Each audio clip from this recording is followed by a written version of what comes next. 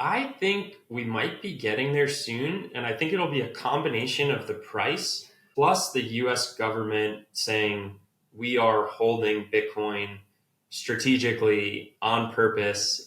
And, whether we're holding 200,000 and we're adding to it, or even forget about the adding to it part, it's just going to be really hard for people to say, wait a minute, the most powerful nation in the world is holding billions of dollars worth of Bitcoin, and I'm still saying that it's a joke and it's going to go away. I think that plus the price going to, who knows, 90, $100,000, I think is going to make a lot of people say, they might not explicitly admit, hey, I'm wrong about this, but they might just say, oh, wow, this Bitcoin thing is here to stay. So I think we're pretty close to that. But then this also brings up an interesting topic, which is how do certain people, or like society as a whole, is it, I don't even like using that term because there's no such thing as society as a whole. It's all individual people. But Mauricio Di Bartolomeo of a company called Ledin had a conversation with Peter McCormick a few months back. And Mauricio is Venezuelan. And he grew up when Venezuela was relatively free and prosperous. And he literally saw everything change in his lifetime. And I'm not worried that this is going to happen in America. I'm not forecasting that America is going to turn into Venezuela. But what he pointed out that the Venezuelan regime got very good at was making rich people, successful people, the enemy, and convincing people that, hey, you are less well off because that guy over there, because he has a nice car, because he has a nice house.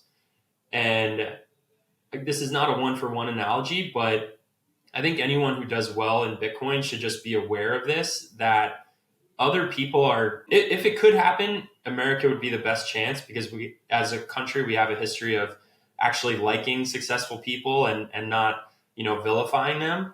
But unfortunately, some of that has crept into our country. So I think people just need to be aware that there's going to be some people who react to it by saying, and we just saw the ECB paper, right? They said Bitcoin holders are impoverishing the rest of society. That's going to be a narrative that certain people cling to. There's going to be other people who have the classic American view of, oh, you made it, you have a nice car, you have a nice house, good for you. Or even like we apply that in America to not just people who made money, but people who are just successful in general, like someone who's a elite athlete, an Olympian, pro athlete wins the championship. Like we all cheer for that. We don't say, oh, this is bad because you're successful. But just remember that there's going to be some people in society who twist it and say, oh, because you did well with Bitcoin, you're the enemy now. So it's going to be a mixed bag, but I think we should all be on the lookout for those type of reactions. Yeah, it is fascinating. And that's where the education is so incredibly important, and living the life that you want to be give off the best example, I guess. I'm trying to think of the best way to say it, but it's, I think of George Gammon in the Jeff Booth debates that they've had numerous times over the last couple of years. And, George's biggest thing, over time, they kind of whittled it down to like, wow, yeah, I mean, we believe the same exact thing, all except one thing, in essence, that, George basically doesn't believe that humans will learn from their mistakes. Like we're just going to repeat the same thing. Like, great, this Bitcoin thing, like it might work out, but like 80 years from now, 100 years from now, the next fourth turning, like we'll just be right back in the same spot because we'll have done the same stupid things, and we'll, whatever, but, too much credit out on Bitcoin, and we're rehypothecating or whatever it is. And people won't care enough about sound money. And which is, maybe he's right, and that's where Saylor, his biggest thing, I know a year or two ago, he said his biggest fear is nothing technically, it's nothing, it's, will people care about sound money? Like, will 100 years from now, will you care about sound money? So, that is a very real thing.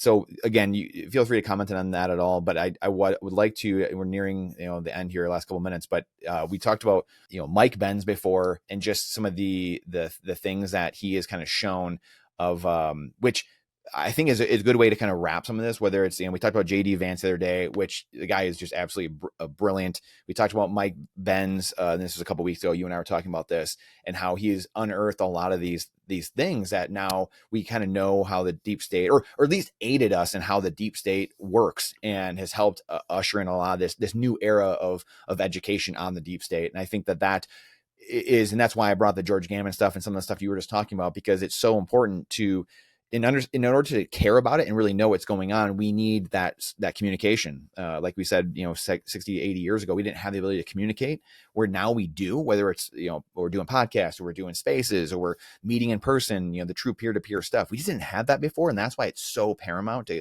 continue this and sharing these things out, sharing the spaces, sharing the podcast episodes, because that education needs to continue permeating. It's not going to happen in government-run schools.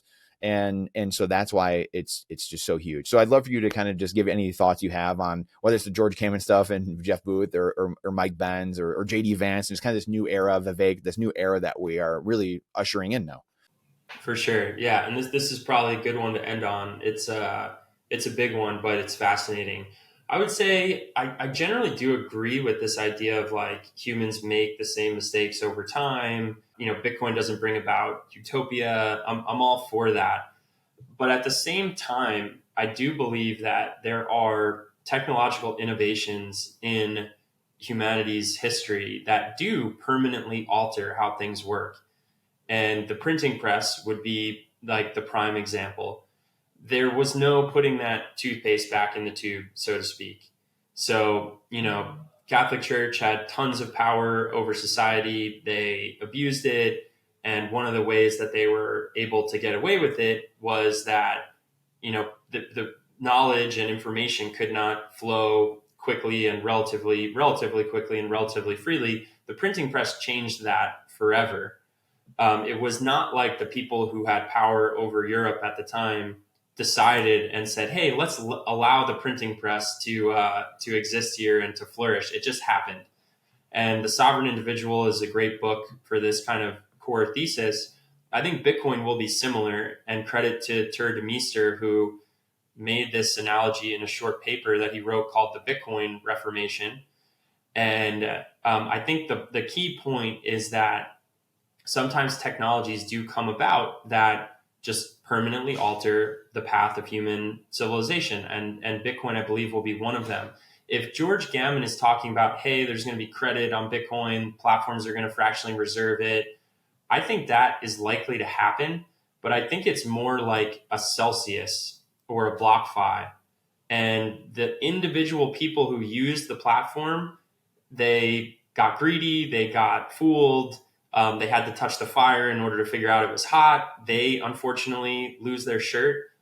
But did Celsius take down Bitcoin? Did BlockFi take down Bitcoin as a whole? Of course not.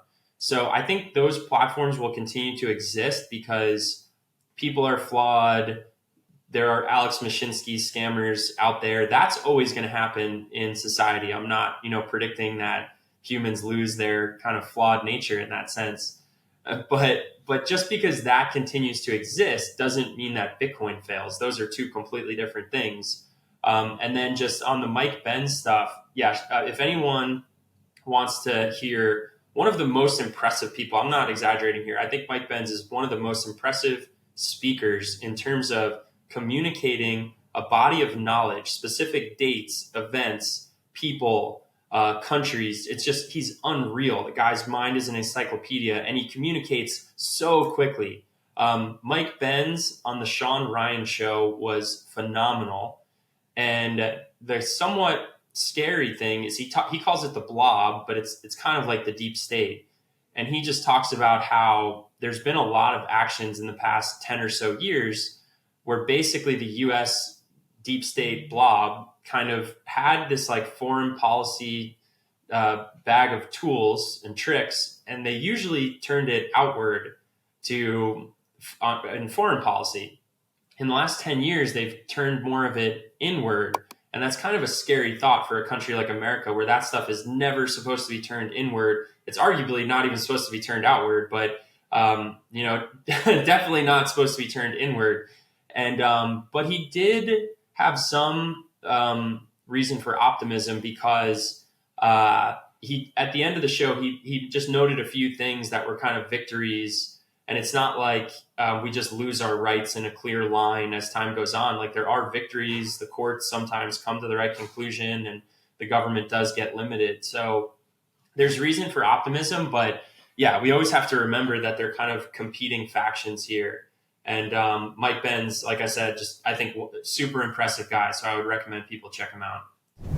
If you like that clip, then you definitely got to check out this next spicy clip.